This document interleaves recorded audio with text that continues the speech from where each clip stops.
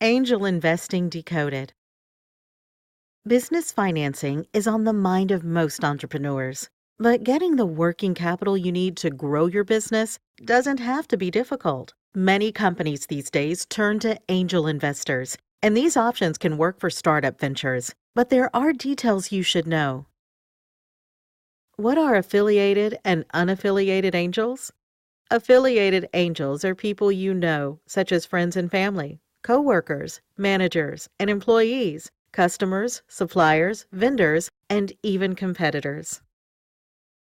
Unaffiliated angels are the people you don't know, such as area professionals, entrepreneurs, and middle managers unsure about their financial futures looking for an investment. Unaffiliated investors are likely to, obviously, need more assurances from you than the people you know will. What do angel investors do? They are informal investors. They generally invest in the start of a company.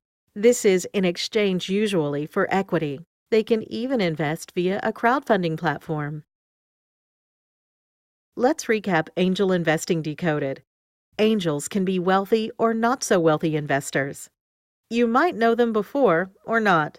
They usually want about 20% return on their investments.